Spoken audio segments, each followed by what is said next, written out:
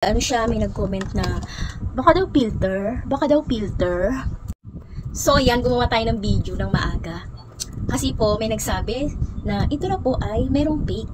Opo, maraming fake nito na lumalabas. Pero kung dito sa aking yellow basket ka bibili, nitong ating toner na to, sigurado legit ang makukuha mo. Minsan gumagamit tayo ng filter, pero pag ganyan mga skin toner ang ating ginagamit, hindi tayo gumagamit ng filter, ha? Hindi tayo gumagamit, ha?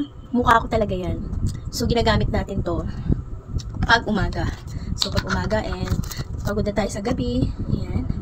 Hindi tayo gumagamit ng filter, okay? Pagka mga toner, skin care, hindi tayo gagamit ng filter para makita yung tunay na tunay na face natin, okay?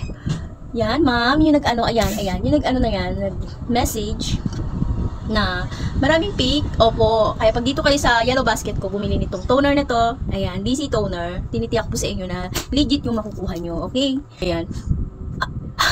Wala naman na bago, di ba? Hindi siya filter, ma'am. Talagang nakakakinis yung BC toner na yan, nakakakinis siya.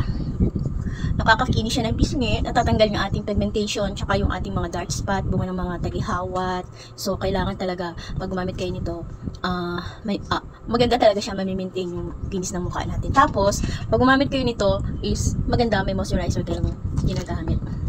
Para, ayan, maingatan sa init sa labas.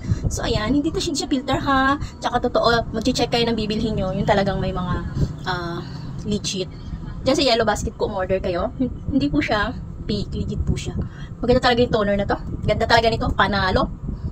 So, ayan na. Hindi filter. Ayan, kita. Mukha natin. Hindi siya filter. At higit sa lahat, hindi siya fake. Dito sa yellow basket na to, bilhin mo to. Sigurado. Makakuha ka ng legit BC toner 500 ml na matagal na gamitan. Okay?